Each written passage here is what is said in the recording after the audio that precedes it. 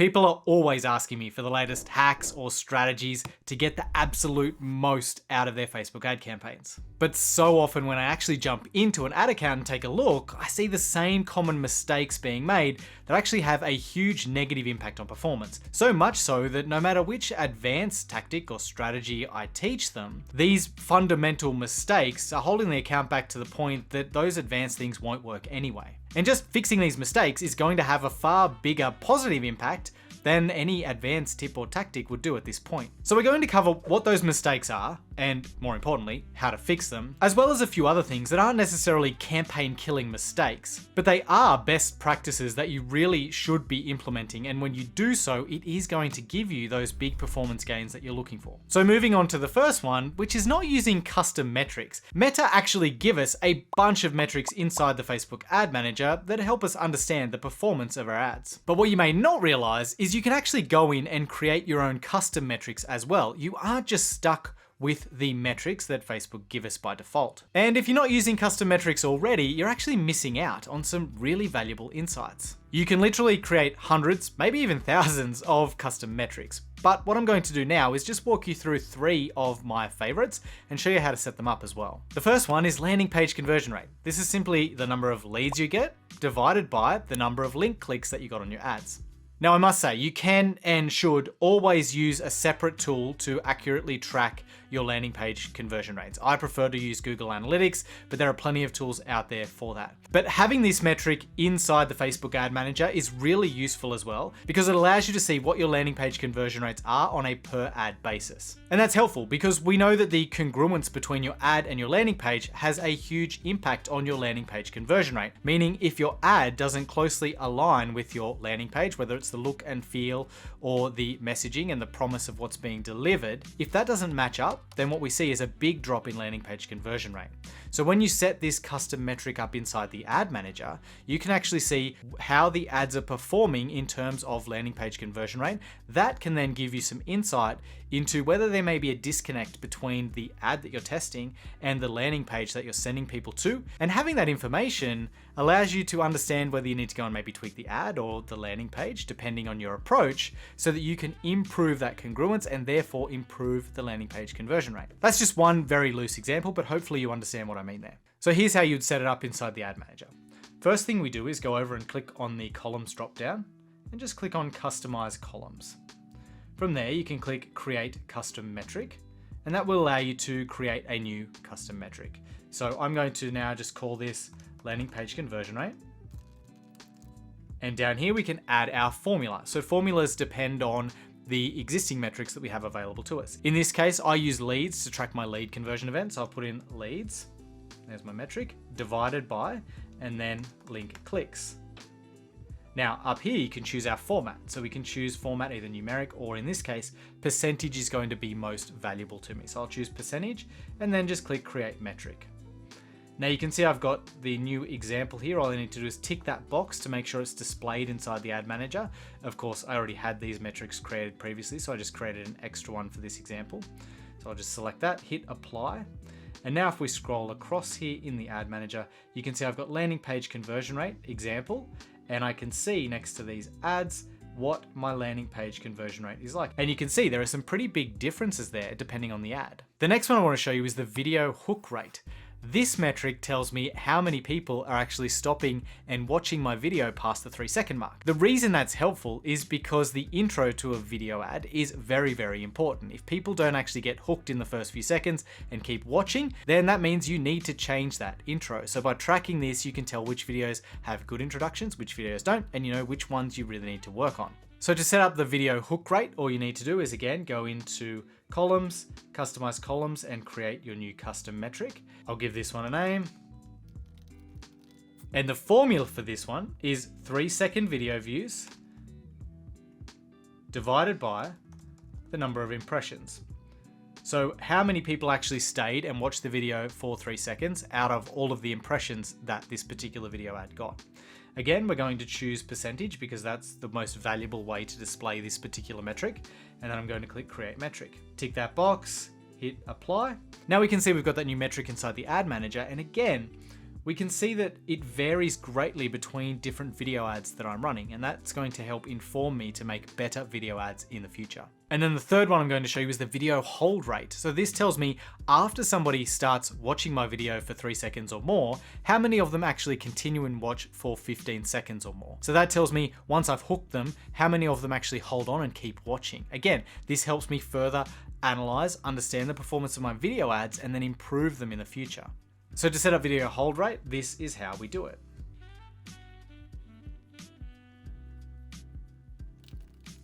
The formula is through plays, meaning 15-second video views, divided by 3-second video plays. Again, I'll choose percentage and then select my new hold rate metric, click apply, and now you can see I've got that here in the ad manager as well. If you'd like to get a copy of those formulas I use for these 3 custom metrics, plus a bunch of others that I also like to use as well, I've linked up a free PDF in the description where you can get all of those as well. On to the next one, which again is more of a best practice, and that is not using the placements breakdown inside the ad manager to understand where Meta is actually showing your ads, meaning what placement is it spending the most and the least money on. This is really important because not all placements are created equal. There are some placements where you get a lot of clicks, but very few high quality leads, and some placements with really high CPMs, and it all really varies. You'll notice, depending on your particular ad account, your lead magnet, and your business, that some placements vastly outperform others. And it's also really important to be keeping an eye on this because we've seen situations where we've had ad sets and ads performing really well, and then suddenly that performance has dropped. When we've looked at the placements breakdown, what we've noticed is that for a period of time, Facebook was spending our budget on particular placements, and then suddenly, for whatever reason, that changed, and Facebook changed the budget allocation and started spending more on different placements. As a result, the overall performance of those ad sets and ads decreased. Now, if I didn't know what to look for, if I wasn't continually monitoring the placements breakdown, then I would never have realized that. And the solution in that case was as simple as creating a new ad set and not selecting those poor performing placements. So here's how to use the placements breakdown. And this can work at any level. You can use this at the campaign level, at the ad set level, and at the ad level. And we look at it at all 3. So to view the placements breakdown, all you have to do is click on the breakdown dropdown, click by delivery, and then scroll down to placement. So once you select the placement breakdown, you'll see something like this, where it shows the platform, meaning Facebook or Instagram, and then the actual placement. So we can see the Business Explore feed on the mobile app. We've got Facebook Reels on mobile app, ads on Reels, stories, etc., etc. And we can see all the way down. For each of those, we've got a breakdown of metrics, meaning how much did we spend, how much reach did we have, what was the frequency, what was the CPM, the number of link clicks, etc., etc. So you should always be keeping a close eye on that, understanding the metrics. And if you do see that Facebook is, let's say, disproportionately spending on one placement, or the proportion of spend has changed over time and you've seen a change in your results as that's happened, then you need to respond to that. So this next one actually can really have a huge negative impact on campaigns if you're still doing this. This has rolled over from strategies from years gone by, where people still haven't moved on to newer targeting strategies. And that is still using very narrow interest targeting and expecting that to deliver good results. In the past, we used to use very specific, very narrow interests and even test one small interest per ad set to find out which one worked best and then optimize from there. But those days are long gone. And interest targeting is so inaccurate now that you just can't rely on those very specific interests to actually contain people who are interested in that thing. I know, sounds weird, but that's how it is. Facebook are actually moving away from interest targeting in a sense. We've seen them delete a lot of those really narrow specific interests and move towards broader interest groups. And that's how you should be approaching your targeting now. If you're still using these really small, narrow interests trying to get in front of your audience, it's not going to work anymore. And it's only going to get worse, I think, as time goes by. What you should be doing instead is using big, broad interests. So let's say I wanted to target people interested in email marketing. Maybe there was a time when I would have targeted Infusionsoft as an interest, but that's no longer the case. Now I might just simply go for the digital marketing interest, which has a huge number of people inside of it. The other approach to take is to lump together a bunch of similar related interests into the same ad set, so you get a huge audience as well. But going for these big, broad interest groups versus narrow specific ones is a much better approach, and relying on your ads, meaning your creative and your copy, to do the targeting. That's the best way to approach things in 2023 and beyond. Next up, we've got another one that can completely derail the performance of your ads, and that's choosing the wrong campaign objective. I know you've probably heard this before, but I still see it happening all the time. Literally, just last week, I went into someone's ad account. They told me, hey, we're getting a lot of clicks, but we're not getting any leads and we're not getting any sales. I took a look and it was because they were running a traffic campaign, meaning the objective was traffic and not leads. Meaning the objective they'd chosen was traffic, and Facebook was giving them exactly what they thought they wanted, which was a lot of traffic to their landing page. But what they weren't getting was traffic that was actually converting into leads and then going through their funnel and buying from them. That's because Facebook is very good at giving you what you want. If you choose a campaign objective that isn't aligned with your actual goals, meaning in this example, choosing traffic instead of choosing leads, then Facebook will give you traffic, but you won't get leads. So you need to make sure that the objective that you choose is actually aligned with the end goal that you want. So yes, if you want leads, you need traffic, but you should be selecting that end goal, which is leads. Because that way Meta, or Facebook, depending on what you call it these days, is going to put your ads in front of people who are likely to convert into leads. If you choose a different objective, like traffic, it's going to put your ads in front of people who will just click and go to your website and be website traffic, but who won't convert. So make sure if you want leads, you're choosing leads. If you want purchases, you're choosing sales as your campaign objective.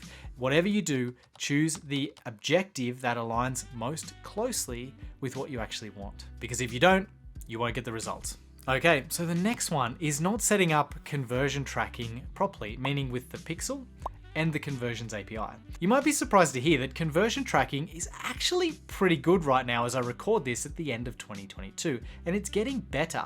We saw a huge hit back when iOS 14.5 came along. Conversion tracking got really bad after that was first released, but we've seen a gradual improvement over time to the point now where I'm seeing 80 to 90% of conversion events actually being reported correctly inside the Facebook Ad Manager. But I still get people who come to me and say, hey, my conversion tracking, my reporting isn't good inside the Ad Manager. It's iOS 14.5. I need to buy a third-party tool or whatever. Where the truth is, when I have a look, usually it's either poor pixel implementation, or they haven't implemented the conversions API, or they haven't implemented the conversions API properly, which means they're not getting the data back to Facebook for Facebook to actually track those conversions properly. You need to make sure that you've got the pixel set up properly and you're using advanced matching, and that you've got the Facebook conversions API set up properly as well. I'll pop a link to a video in the description below to help you with that if you haven't done it. Because if you haven't got your tracking set up properly, it's not just that you can't see the results inside the Ad Manager. That's a downside. The real killer is that you're not giving as much data back to Facebook as you could